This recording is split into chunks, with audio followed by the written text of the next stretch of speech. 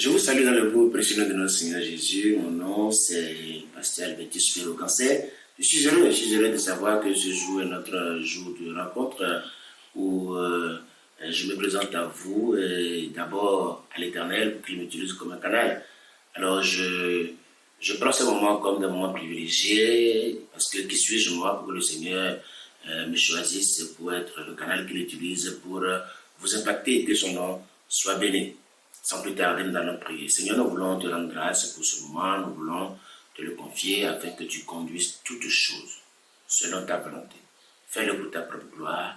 Dans le nom puissant de notre Seigneur Jésus, nous avons prié. Amen. Alors, si vous n'avez pas lu les communications passées, je vous exhorte à aller les lire. Là, vous aurez vraiment une vue d'ensemble de ce que nous avions dit depuis un moment par rapport au mystère de Dieu. Et la communication passée, j'avais parlé de la lumière. J'avais dit que nul ne peut bouder la lumière. Vous ne pouvez pas faire fi de la lumière. Si vous faites fi de la lumière, vous allez marcher dans les ténèbres. Et c'est Jésus qui n'est pas passé par 4 chemins pour dire qu'il est la lumière du monde. Et ça nous interpelle. Ça nous interpelle parce que ici, nous remarquons qu'il est le seul à pouvoir dire qu'il est la lumière du monde. Donc, ce n'est pas une affaire de religion, ce n'est pas une affaire d'église, ce n'est pas une affaire d'ethnie, ce n'est pas une affaire de pays, de zone, non. Mais il faut chercher à suivre la lumière. Gloire à Dieu. Que le nom de l'Éternel soit béni. Aujourd'hui, je viens à vous et je vais lire ma première lecture je vais vous faire ma première lecture pour vous décliner le thème dont on parlera alors aujourd'hui. Je lis dans Colossiens 2. Je lis à partir du verset 1. Donc, disons du verset 1 au verset 3. Je veux, en effet, que vous sachiez à quel point il est grand le combat que je soutiens pour vous, pour ceux qui sont à Laodicée et pour tous ceux qui n'ont jamais vu mon visage. Je combats ainsi afin que, unis dans l'amour, ils soient encouragés dans leur cœur et qu'ils soient enrichis d'une pleine intelligence pour connaître le mystère de Dieu, aussi bien du Père que de Christ. C'est en lui que sont cachés tous les trésors de la sagesse et de la connaissance. Gloire à Dieu. Alors, nous sommes en train de parler donc du mystère de Dieu qu'est Christ. Et Paul va dire, il est en train de prier pour des gens. Il est en train de prier pour des gens et qui ne l'ont jamais vu, des gens qui sont à Laodicée et ceux qui ne l'ont jamais vu physiquement, afin qu'ils aient une pleine intelligence pour connaître le mystère de Dieu et aussi celui de Christ. Alors, donc, j'avais dit par le passé que le mystère de Dieu, c'est Christ. Si Dieu cache quelque chose, il a caché en Christ. Si Dieu peut quelque chose, il le peut en Christ. Si Dieu veut faire quelque chose, il le fait au travers de Christ. C'est pourquoi, et ça va être très long, si nous allons scruter, et d'ailleurs nous n'allons pas finir de scruter Christ, parce que Christ est insondable. Gloire à Dieu. Alors, aujourd'hui, j'aimerais vous parler du mystère de Christ. Le mystère de Dieu, c'est Christ. Mais le mystère de Christ, c'est l'Église.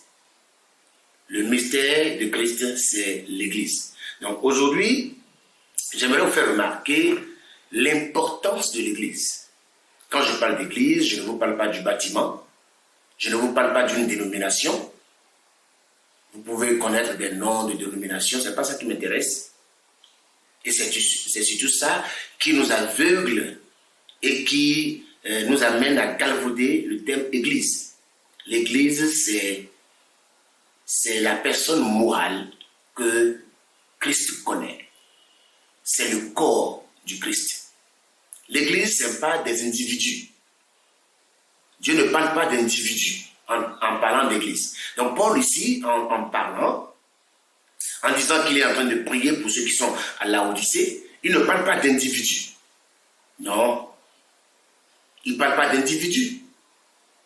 Au fait, c'est ça, si tu ne comprends pas le thème Église, tu vas penser que Dieu parle aux individus. Non, Dieu ne parle pas aux individus. J'ai dit que Dieu ne connaît personne, Dieu ne connaît que Christ. D'accord? Dieu ne connaît que Christ. Dans tout l'univers, Dieu ne connaît que Christ seul, parce que c'est au travers de lui seul qu'il peut révéler qui il est. Il est le mystère de Dieu, Christ. Alors, si Dieu ne connaît que Christ, si Dieu ne peut fonctionner qu'au travers de Christ, Christ ne connaît que l'Église. Christ ne connaît pas les individus. Christ connaît l'Église comme son épouse, comme son corps. Donc tout ce qu'il va faire, c'est en la direction de l'Église. Ce n'est pas en la direction des individus. Non. Et je vais vous le prouver. C'est pourquoi il est très important de comprendre la signification de l'Église. Je vais faire vite, je vais aller vite en besogne pour te dire que Satan n'a pas peur des individus. Satan n'a peur que de l'Église. Parce que le mystère de Christ, c'est l'Église. Alors, cela veut dire quoi? Si Dieu, je disais, si Dieu peut quelque chose, il le peut au travers de Christ. D'accord? Maintenant, si Christ peut quelque chose, il le peut à travers de l'Église. Très important. Si Christ peut quelque chose, si Christ est capable de quelque chose, si Christ est au-dessus, si Christ est assis dans le lieu céleste, si Christ peut quelque chose, il le peut au travers de l'Église. C'est pourquoi il est très important de comprendre que ceux qui n'ont pas compris ce qu'est l'Église, il faut qu'ils finissent par comprendre ce qu'est l'Église. Très important, frère. Donc, je vais revenir sur le verset que j'ai lu. Je vais vous en proposer d'autres, afin que nous comprenions dans cette vidéo, que nous ayons une vue globale et claire. J'allais dire une vue précise de l'Église, pas une vue globale. Une vue précise et claire de l'Église. Très important. Très important. Donc Paul va dire, mon combat est pour ceux qui sont là au lycée. Au fait, il est en train de parler de ce groupe de personnes qui a accepté l'œuvre de Christ. Il parle de l'Église. Et de tous ceux qui n'ont jamais vu son visage. Il parle de l'Église. Il parle de l'Église. C'est vrai que nous prenons notre décision personnellement. C'est objectif. Cette décision que nous prenons est objective à venir au Seigneur. Mais quand nous acceptons le Seigneur, nous intégrons la grande famille du corps. Et vous allez remarquer que l'expression en lui, c'est une expression qui doit être comprise par l'Église. Parce que c'est en étant dans le corps, en faisant partie de cette personne morale qu'est l'Église, que nous pouvons jouir de qui Christ est ou de ce que Christ a, de ce qu'il peut faire. Alors, je vais rapidement vous donner cet exemple, vous le connaissez. Les disciples ont demandé à Jésus, apprends-nous à prier. Apprends-moi à prier, il va dire, quand vous voulez prier, dites notre Père. Notre Père. Notre Père veut dire le Père du groupe que nous constituons. Ce n'est pas mon Père et ton Père séparément. Notre Père. Qui est aux cieux. Que ton nom soit sanctifié. Que ton règne vienne. Que ta volonté soit faite sur la terre. Donne-nous. Je saute. Donne-nous. Ce n'est pas donne-moi. Donne-nous signifie donne à l'Église. donne à l'épouse que nous sommes. Finalement, nous ne sommes plus des personnes, des individus, nous sommes la personne morale, l'Église, pour qui Christ a tout fait. Donne-nous aujourd'hui. Pardonne-nous nos offenses, comme nous aussi nous pardonnons. Ne nous soumets pas à la tentation. Écoute, Jésus est en train de parler de l'unité de l'Église. Gloire à Dieu. Très important, frère. Très important. Si tu ne comprends pas ça, eh ben voilà, tu seras un instrument de division de l'Église. Tu seras un instrument de division du corps. Tu dois comprendre qu'il ne s'agit pas de toi, il ne s'agit pas de moi, mais il s'agit de l'Église. Il s'agit du corps. Il s'agit de cette personne morale que Christ connaît. Christ ne connaît pas les individus. Christ ne veut pas entendre parler d'individus. Il veut entendre parler de son corps. Oui, c'est du corps. Écoutez, maintenant réfléchissons un peu. La tête n'est pas la tête du bras seul. Qu'en dites-vous? Est-ce que la tête est la tête du pied? Ou bien de l'œil? Ou bien des oreilles? Non, la tête est la tête du corps. Très important. La tête est la tête du corps. Et je vais lire un verset biblique. Je vais lire un verset biblique encore pour nous aider à aller plus loin dans la compréhension de ce qu'est l'Église, de cette personne morale. Satan ne te connaît pas, frère. Tu peux ne pas être d'accord. Satan connaît l'Église. La parole de Dieu dit, un chassera 1000. Tu sais combien deux chasseront? 10 000. Oui. Je vais aller donc lire dans Ephésiens 3. Je lis à partir du verset 8. Moi, qui suis le plus petit de tous les saints, j'ai reçu la grâce d'annoncer parmi les non-juifs les richesses infinies de Christ et de mettre en lumière pour tous les hommes comment se réalise le mystère caché de toute éternité en Dieu. Mystère caché de toute éternité en Dieu qui a tout créé par Jésus-Christ. Ça veut dire le mystère de Christ. Maintenant, il le fait comment? Il est chargé de l'annoncer à l'Église. 10.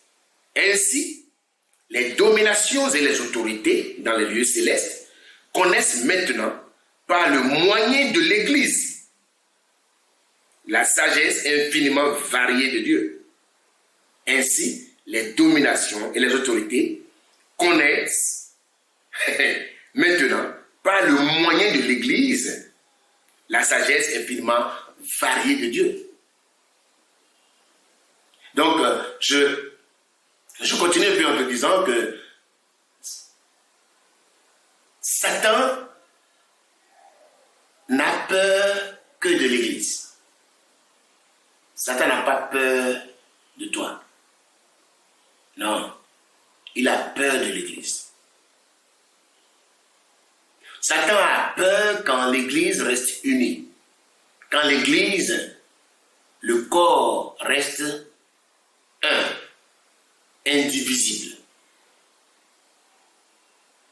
Vous comprenez alors pourquoi dans les églises locales, il y a des tensions, et les gens n'ont pas compris que Satan est à l'affût. Quand l'Église est unie, quand l'Église se rassemble, et nous constituons vraiment les membres de ce corps, nous nous portons bien. Si le pied ne veut pas prendre la place des mains, si les yeux ne veulent pas se moquer des oreilles, si chacun est à sa place et que chacun joue son rôle, regardez comment le corps se sent à l'aise. C'est comme ça. Et donc, l'unité de l'Église est importante pour Christ. la cohésion du corps est importante pour la tête? Est-ce que le corps doit comprendre? Le corps est alimenté par la tête. Dans la prochaine vidéo, nous allons voir quelque chose de très important. Donc, si Dieu se cache en Christ, Christ se cache dans l'Église. Si Dieu s'est caché en Christ, en réalité, le corps doit comprendre que Christ, l'Église doit comprendre que Christ, la tête, s'est caché en elle. Parce que le monde attend la manifestation des fils de Dieu que nous sommes. Je vous remercie pour avoir suivi cette communication. J'espère que vous avez compris que l'important pour Dieu, l'important pour Christ, ce n'est pas les individus. L'important, ce n'est pas les dominations. Ce n'est pas les dénominations, toutes mes excuses. L'important, ce n'est pas les dénominations, mais c'est le corps. C'est le corps. Le corps, c'est ce que Dieu veut. C'est ce que Dieu a. C'est ce que Dieu considère. Dieu donc s'est caché en Christ pour que Christ se cache dans le corps. Cela vient à dire que Dieu s'est caché dans le corps. Que le Seigneur vous bénisse. Nous allons nous arrêter ici pour aujourd'hui et nous allons prier. Seigneur, nous voulons te rendre grâce pour la manière dont tu nous as conduits aujourd'hui. Nous voulons, Seigneur, que tu nous continues à nous parler par rapport à l'importance que tu mets sur le corps, sur l'Église. Que ton nom soit béni. Que tous ceux qui ont écouté cette communication, Seigneur, soient touchés par toi, soient impactés par toi. C'est dans le nom puissant de notre Seigneur Jésus que nous avons prié. Merci à vous. En attendant la prochaine fois, prenez soin de vous et que le Seigneur vous garde.